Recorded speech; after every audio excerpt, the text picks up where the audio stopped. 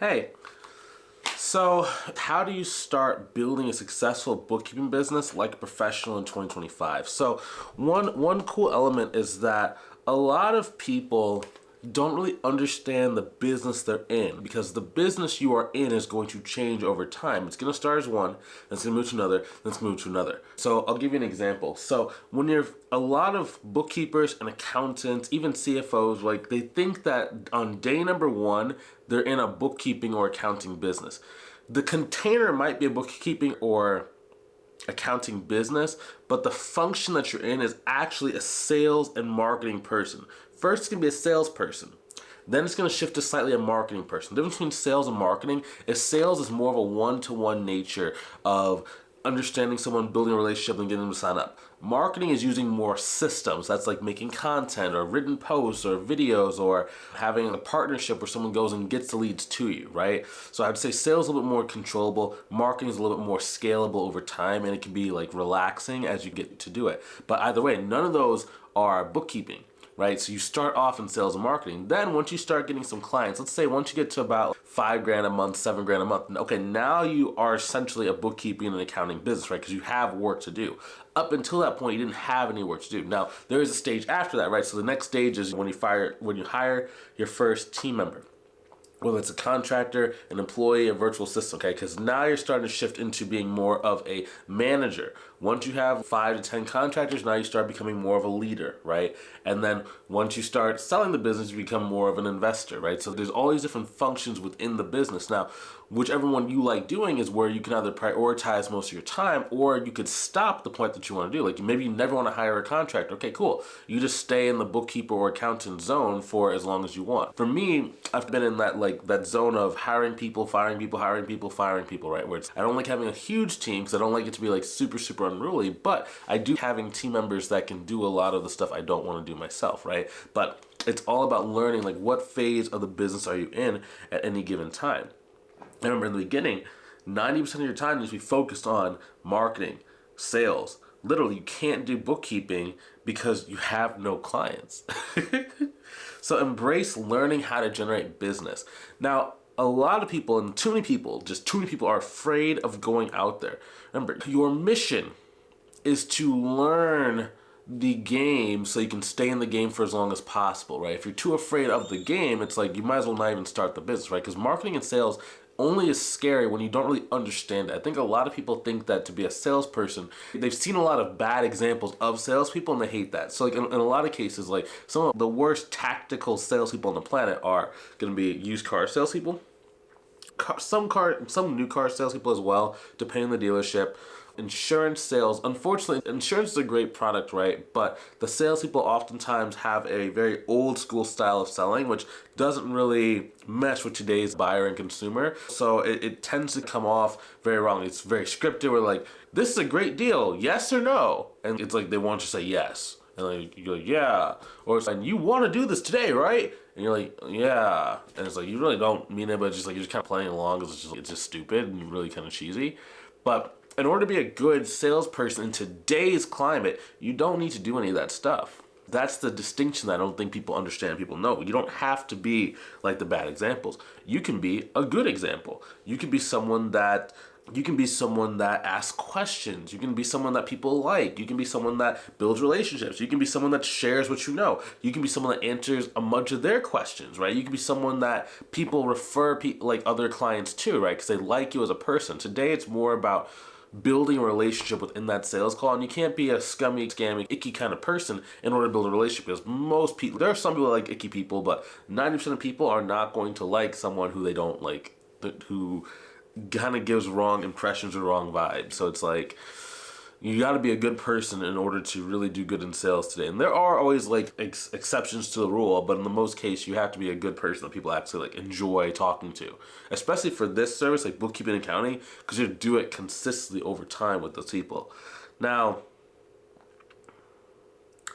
one thing that can actually help you too when you're thinking about growing your business is understanding 3 different three different salespeople types, sales and marketing archetypes, what we call them, sales and marketing archetypes. So the first one is going to be a hunter. Okay, that is a sales archetype. It's primarily sales, where every single day you're going out, you're going to the market, you're going to the woods, wherever, and you're basically finding a person or a target or like food, and you have to go shoot it with the arrow, come bring it back to eat. That's straight belly to belly sales, virtual networking, going out. Now, a lot of people do not like that, but it's because they think you have to keep restarting and you never like get better. Now, in the beginning, you're hunting because you don't have those extra resources or you don't have those systems built up. So it is a little bit ineffective, right? And there will be some days when you go hungry when you're first starting out, but you have to master this process, because if you can master this process of being a hunter, when I say master, like maybe you get like your first 3 clients, like that's pretty much master. Like it's very hard for the average person to be able to go and go someplace, let's say like on Facebook, find people and then get them to want to work with them. That's a very challenging skill. But if you can develop the skill set, now when you start moving, things get easier and easier from there. Okay, but a lot of people try to skip this step and they try to go and advertise. I'm going to advertise, but if you can't even walk up to someone who's interested in bookkeeping, explain to them how you can help them, and they don't pull out their credit card or write you a check or whatever to get started, you're not going to be able to make ads work, because advertising is always going to a colder market that it has seen a lot more of your competitors. So they're comparing you to other people. They maybe bought from bookkeepers before. They've been ripped off by people, and they're a lot less trusting. So if you can't even get a person that trusts you in person to work with you, you're not able to get it. Now, again, it doesn't have to be like in-person networking, right? You can do it online as well, but that's the first stage, is the hunter stage. Now, next thing, you're going to start evolving. So what generally starts to happen now is that you start turning into more of a fisherman. So a hunter is someone who has one single spear, a couple 10 bow and arrows in their quiver. Now you're a fisherman, right? So now you can have varying sized boats. Let's say that you're a big game fisherman, right? In the beginning, maybe you have your little canoe and you're like using a little reel, you stick it in the water, then people start coming to you, right? That's how you start out small. But eventually what you want to do is you want to start creating a net. So basically you have a bigger boat, right, that can maybe support you having 100 fish at one time. You drop a net into the water. Now, net for us, for example, can be content, right? So it can be written content, video content, audio content, whatever, right? AI content in the future. But you basically put your net into a pool where people who are your potential clients are already swimming. This could also be a speaking event inside of a local networking group. Like maybe in the local networking group, they have you speak on a stage. Now that can be very overwhelming. Inside of our program, we will give you speaking event scripts you can use, so you don't have to kind of create that on your own. And we also give examples of other students who have done in-person speaking events, so you can watch this as well. But you don't have to do that. It's like, my job is not to tell you to do specific things. My job is to give you options based on your personality and tell you how to work backwards towards your goal. So if you want to make $100,000, okay, so these are the different marketing paths you have available. Which one based on your personality do you actually like doing? Could you do for a long time? Okay, cool. We'll do A and B. We're not going to do C or D for you specifically. And then we just go from there. But the fisherman is a little bit better because now you're using systems in place to get more fish at one time, better quality fish. Now, that's good as well, but there's another level too, and the next level is the farmer. So the farmer is someone that has the fishing boat, someone that can go hunting, but they're not only eating every single thing they're killing, right? So they are planting crops for future, right? That's when you start doing like more referral partnerships, where it's like you meet someone a day, it doesn't really necessarily like evolve in anything else, but now you start getting movement, and then 6 months, a year from now, you start getting 2 clients, 3 clients, 6 clients, 9 clients, whatever, from the different partnerships that you have, and you're able to live more into the future. Being a farmer is better once you start getting closer to your revenue goal. Right when you're about 75% of your revenue goal, that's when you should really like put your foot down and focus on the referral partnerships, because you don't necessarily need the money as fast right now, and it's going to keep leading you into the future. So that way, let's say you hit your 10K or 12K per month goal, now the referral partners can get you like to 15 to 20 grand per month, because you don't have to do the marketing as much yourself anymore. Now, the next thing is, okay, so where do you actually advertise your bookkeeping business? So where to advertise your bookkeeping business? Now, this sounds a little bit misleading, because in the beginning, you don't want to do advertising specifically. We'll just say, in this case, advertising as the exercise of spreading your message. So it's really more like marketing rather than paying for advertising, right? You're just doing free advertising, essentially. Now, in the beginning, I want to have 3 different ways I get clients, okay? always start with 3. Okay, and you might hear online people like, do one platform with one way you get clients and do that. But it used to work, and maybe this is like 2018, 2015, but social media platforms change how they distribute content, who they show your stuff to, how they let people grow every 6 to 8 months. And I can tell you from experience, I was that guy that only did one platform, one profile, and when the platform changed, it just decimated my marketing strategy. So I'll give you an example. I have a Facebook group, right? And it has 43,000 people inside of it. And in the year 2023, when I made a post, it would get shown to 30,000 people. And then in 2024, when I make a post, it would get shown to 3,000 people. And in 2025, it gets shown to 300 people. Maybe next year it might get shown to 30 people. So it's like, over time, if that was the only way that I get clients, that's a very significant drop. So it's like, but for me, it doesn't matter because we have like different ways we can get clients, right? We technically have 6 different ways within each social media platform to get clients, but that's neither here nor there. So the point of that is, if you only focus on one, one is very close to none. One is very close to none. Let's just say that. So you want 2 active channels and then 1 passive channel. So here's an interesting thing. In the beginning, you're going to have a different marketing strategy than once you're closer to your goals. Once you're closer to your goals, you can turn down the active stuff and you can make it more passive. In that case, you want to have 2 passive streams just in case you want to grow slowly or protect your income from, like, let's say like maybe a client goes out of business because of something happened. It's like you're still protected because your passive stuff is still bringing clients slowly, so you can replace that client very quickly. Or you could just reactivate one of your active channels to go and replace that client very quickly. A good example is actually our student named JT. And like at first, he was really great at Facebook networking. And then he started learning how to do LinkedIn partnerships. And eventually he started posting like videos. So he started posting like 30-second voiceover clips, and it just brings him in leads and calls pretty easily. He had one video that had 450,000 views on Instagram. It was a very viral video.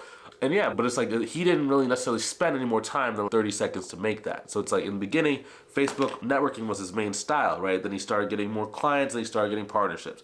Then once he hit 20 grand a month, that's when it was like, okay, so this is like a good quality of life for me. I'm making really good money. I don't necessarily need to get clients. If I got more clients, it would be great. If I didn't, it's not the end of the world. I don't really care that much about marketing right now.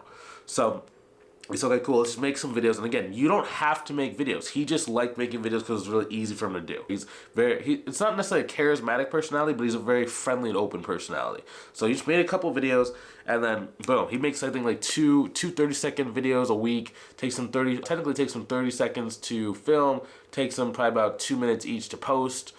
And then, so his whole week probably takes about 7 minutes in total to do marketing, right?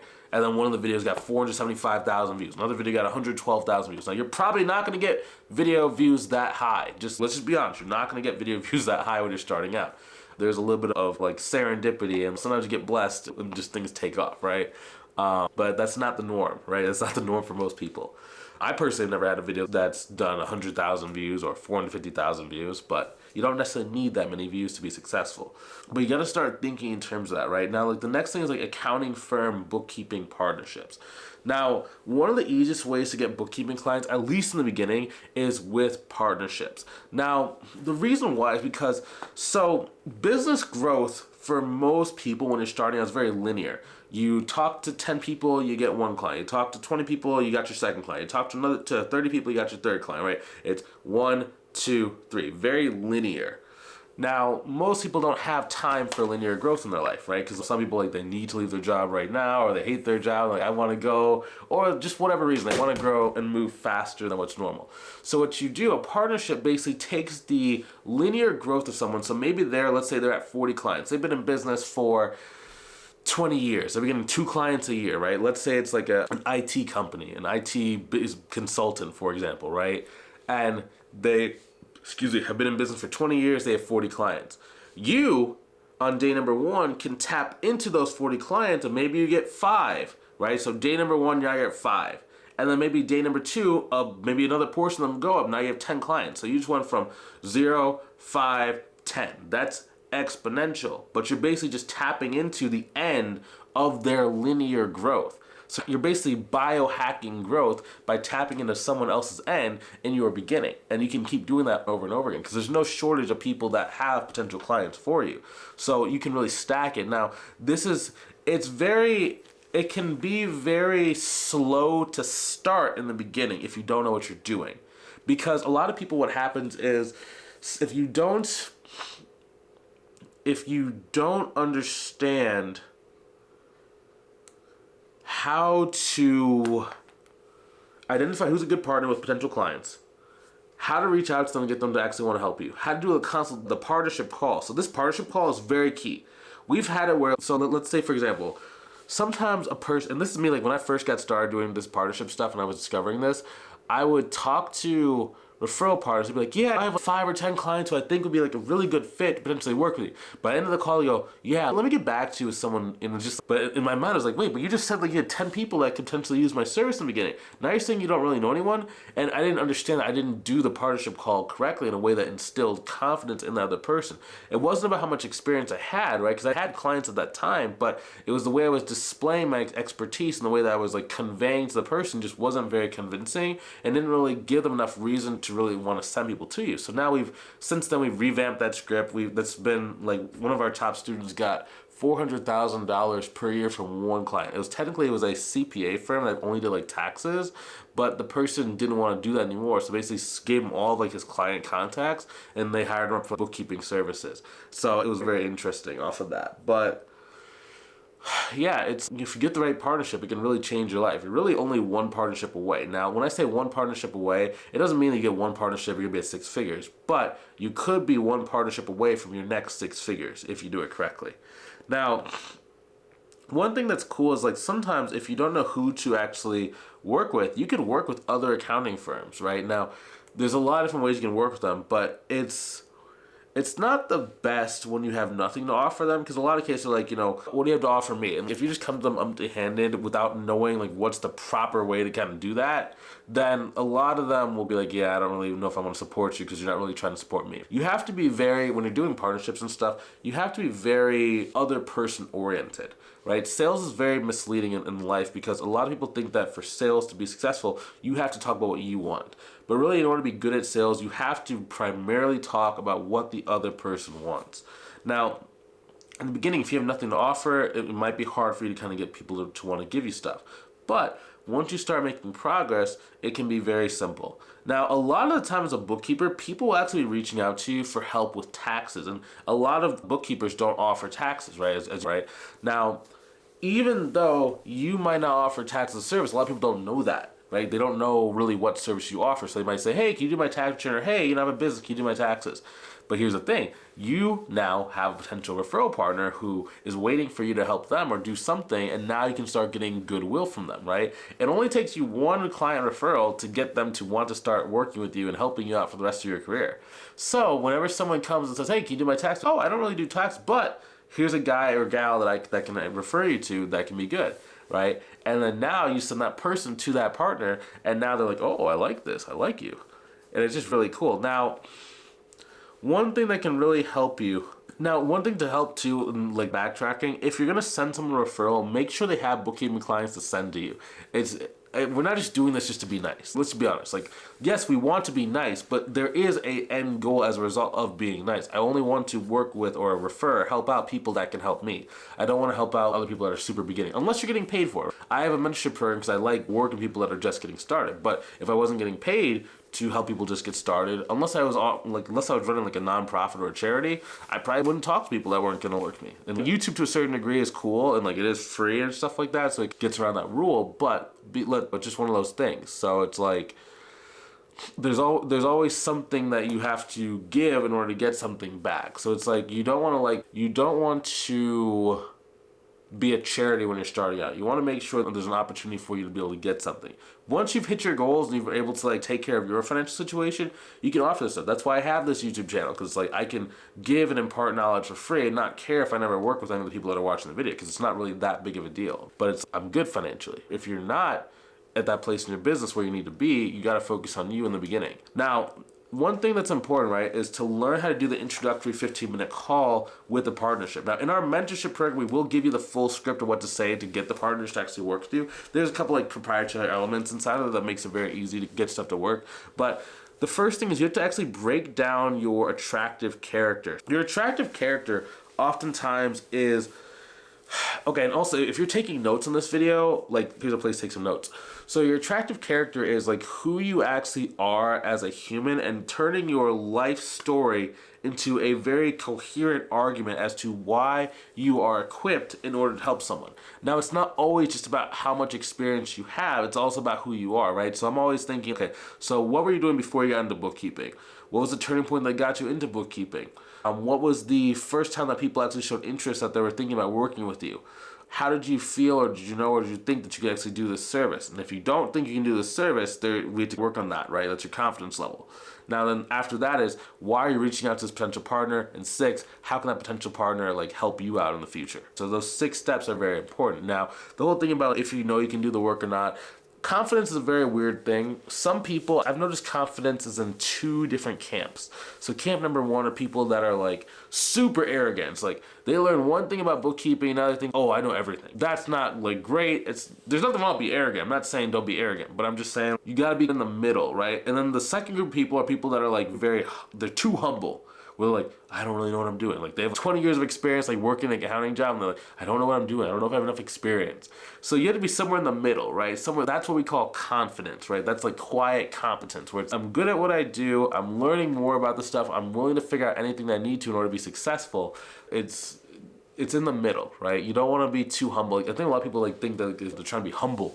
And it's like, what humble means different things to different people, and that's what caused you to be successful. If you're, and like this, I'm not trying to be mean or anything, if you're not at your financial goal in life, you're probably being too humble, if that makes sense. Like on the scale of humble, there's always a sweet spot, right? There's a good amount of humility, there's like a bad amount of humility where it's more like self-deprecating, right? So you want to be somewhere in the middle, close to the upper end, right? Because if you look at it, a lot of people who are successful, right, they've had to build quiet confidence over time, and that's done through reps. I think the difference between like humility is like internally you have to feel that, okay, I can accomplish what I need to.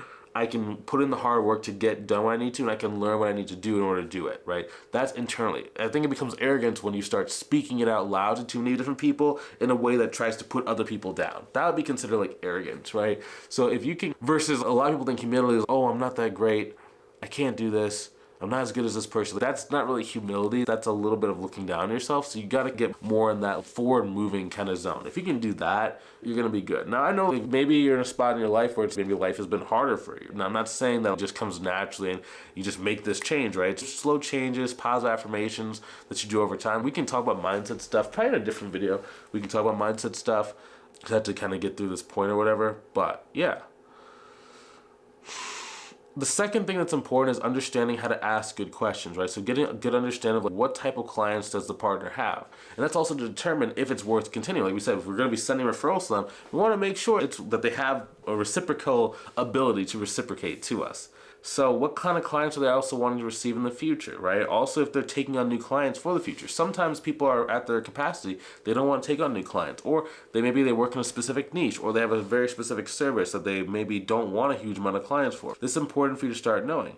The third thing is making your ask, right? So understanding like if they have someone in mind they think could be a good fit for your services, right? So I'm always listening throughout the conversation to gauge how many clients they could give me, or if they even want to give me clients. Because if at the beginning they're like, oh, I have a bunch of clients I can send to you, then at the end they're like, let me think about it, there's a disconnect. You've lost them someplace. So to kind of circle back to see where we lost them. Now, man, excuse my nose is just stuffy now. The more I talk, for some reason, like the stuffier it gets. Now, remember though, this part is tricky. Like making your ask and getting the referrals can be a little bit tricky. It's like you have to develop the feel and like the sixth sense to know like when is someone being honest with you versus like when is someone maybe not quite being like as upfront with you, if that makes sense. Now, because it's not uncommon for a party not to know someone who potentially can use your service now. It's not uncommon. But again, it's like you have to think congruence. Is this person saying the same thing from the start of the call to the end of the call? Or is actually getting better? Sometimes they might play their cards close to their chest and not tell you they have people they can refer you until the end of the call. And then at the end of the call, now they start telling you more and more people they have to send to you. That's not a problem. It's just when they go the opposite direction of they're boasting a bunch and they have 0 at the end. That's a little Ugh, I don't like that. Consistency, congruency is the key thing to know like you're doing the right thing, okay? So hopefully you guys learned something from this video. I'll talk to you soon. And also, if you ever want some help growing your business, maybe it's been a little while that you've been trying and it's just not quite going the way that you want, and you know that if you had some help, you can make it to your goals faster, go ahead and click the link inside the description above or below the video. And remember, if you want a better quality of life, if you want to be able to go and live that, that life of freedom and joy to where you can do what you want to do, you can go on vacation whenever you want to, both having the time to be able to do it and also having the money to not have to worry about, are you robbing Peter to pay Paul for the vacation, right? Take that $5,000 vacation, the $10,000 vacation, and not even care. Just be happy and be free. If you want that, click the link inside the description. Book a call with me. Let's see if I can help you in our mentorship program, okay? I'll talk to you soon. Have a good rest of your day.